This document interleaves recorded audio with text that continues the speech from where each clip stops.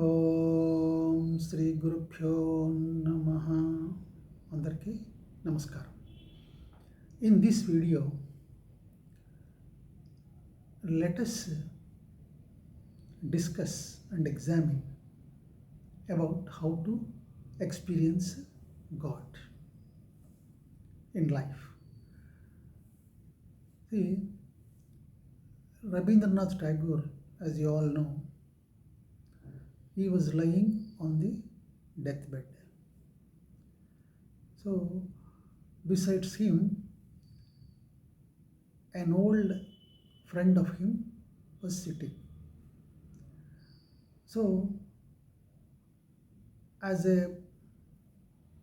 consolation, to extend the consolation to the dying friend, so his old friend said to Tagore, "See, you have done so much in your life. You have written so many songs about God, praising Him and His glory. So, you are a person who is very much satisfied in his life. What more anybody wants in life than this divine life? Remembering God, composing poems and all that. So what else? You are really a divine person." That's what his friend told him. And then Tagore said, "Don't say like that. Why do you say like that? Still, I am just praying to the God that I have not sung His glory to the extent I can in this life. So, I have not yet said what I wanted to say about your glory. This is what my prayer, and who can describe His glory? Nobody can describe, because nobody is ever able to know Him fully." That's what Tagore said. Tagore has written about 6,000 songs in praise of Lord and His glory. So, this is what the realized souls have realized at the end of their life. And as you know, the Guru Nanak also said, the same is the case what Rabindranath Tagore said. He also said that all sages and all saints have not fully realized God, and it is incomplete. So, then how do you say, or how can anybody say that I have known God? That means if anybody says like that, it is an illusion. So, once a Pandit has gone to Buddha, and Buddha kept silent. So the Pandit was there for 10 to 15 minutes in utter silence, of Buddha in his presence. And after 10-15 minutes, he bowed down to Buddha and left from there. So Buddha's disciple Ananda asked Buddha after the Pandit left, why did you not talk to this Pandit? He was having so much devotion and respect towards you, and he has come with a quest to know about God. Why you have not spoken to him? This is how the Ananda asked Buddha. And Buddha replied, see, there are three types of horses. See, one moves with just a touch of a whip. By inch it moves by touch of a whip. And there is a second type of horse. If you just frighten that horse, no whip is necessary. Just if you frighten the heart, it will move. Then the third type of horse is there. This horse, just by shadow of the whip,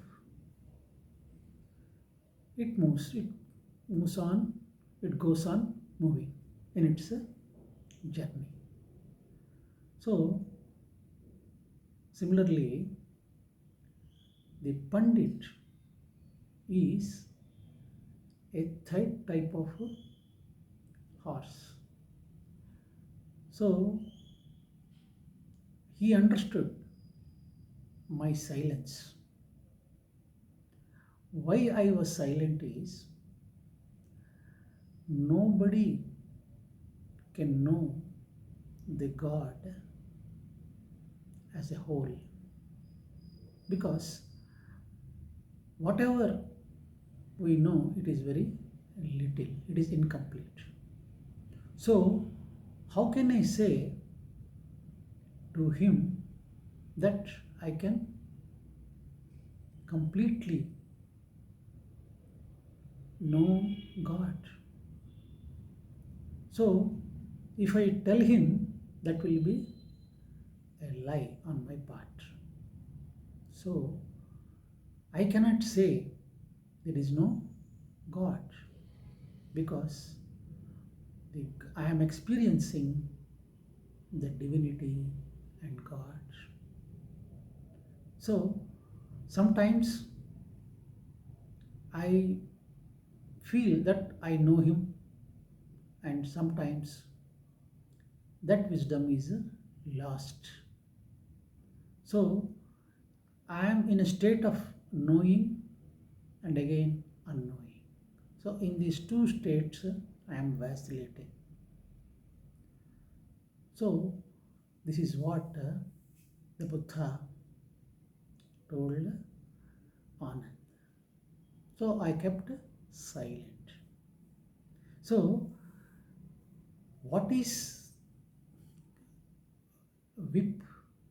Whip is nothing but words. So the first type of people, there are three types of people. So the first type of people, they hear the words and they go on questioning. Where is God? Who is God? And all that. After hearing all the words, still they will be questioning this way. But See, the cause and effect.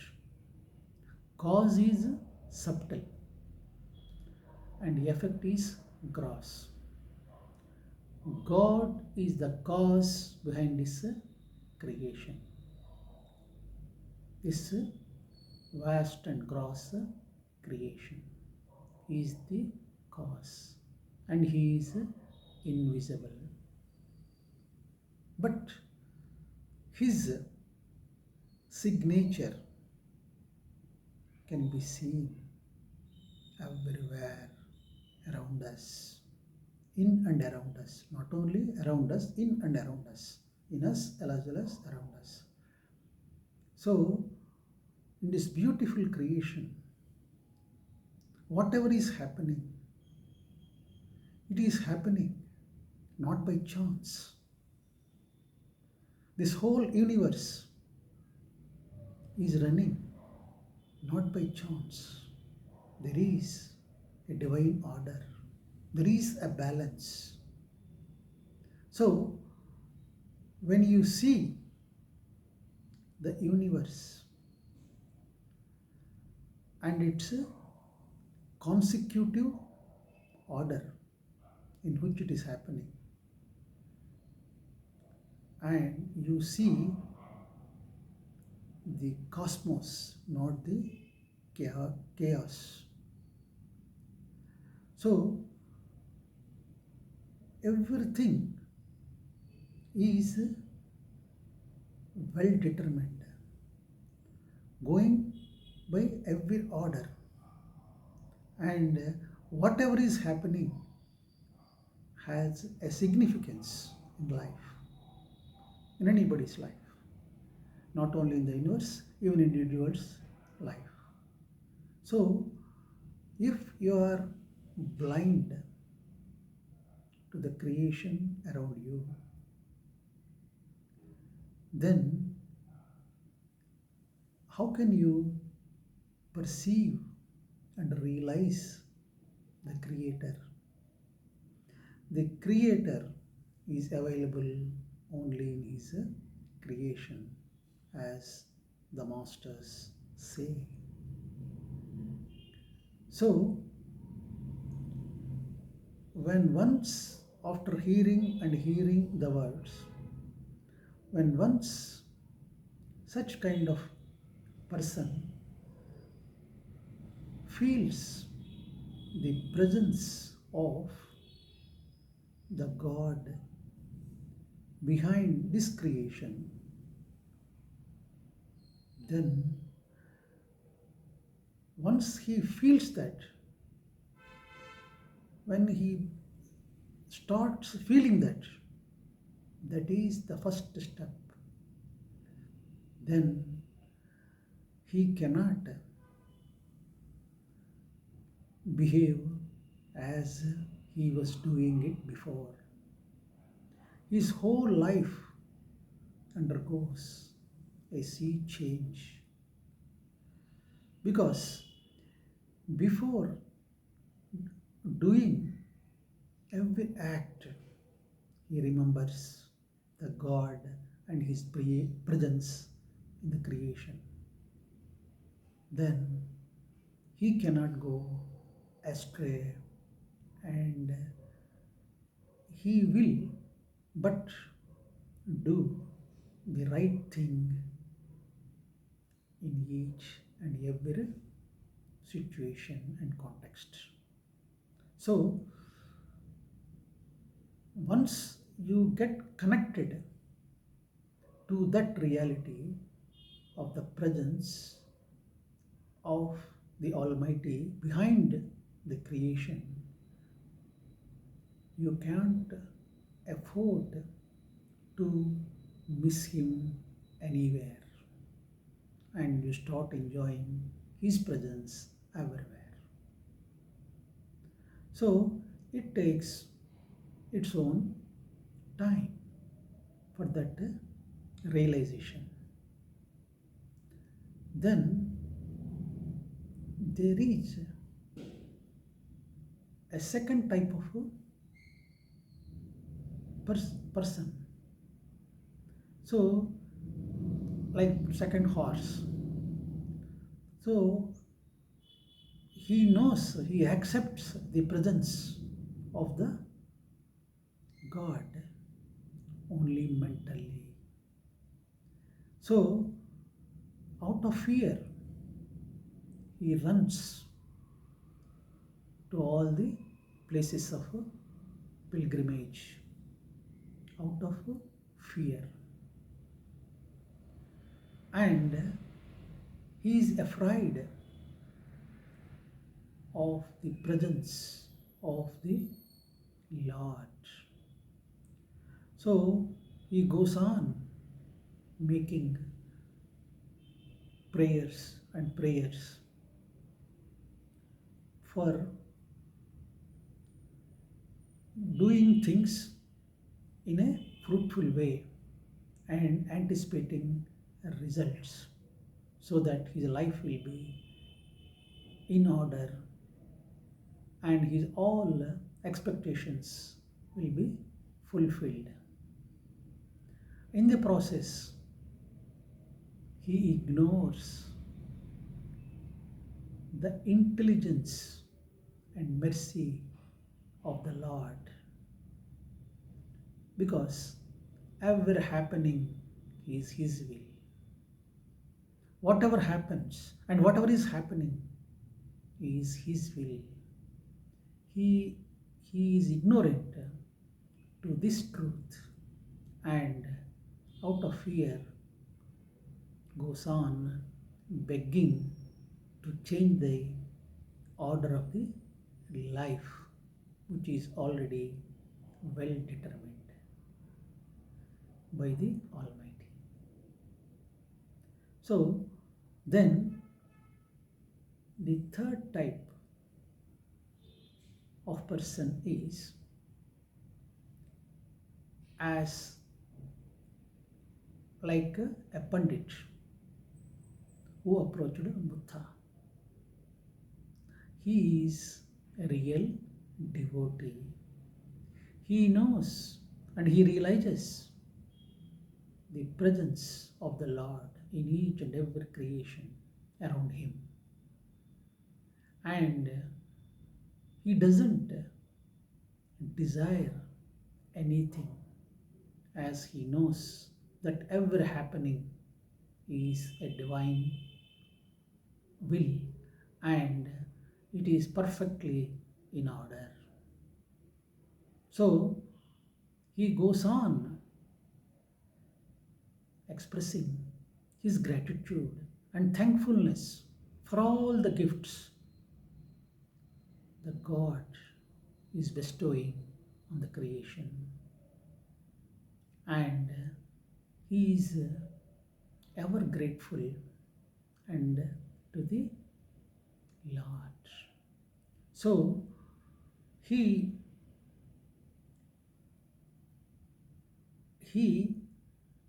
describes the God, the mercy of the God in his prayers in gratitude. And he says that he fails to express his feelings in words or in prayers to the Lord. So he is filled and absorbed in that divine ecstasy and he forgets the whole world in times of his prayers and devotion to the Lord. So that is the way to experience the Lord. Like Prahalada, a great devotee of Lord Narayana, he could see nothing but the Lord in each and every being around him.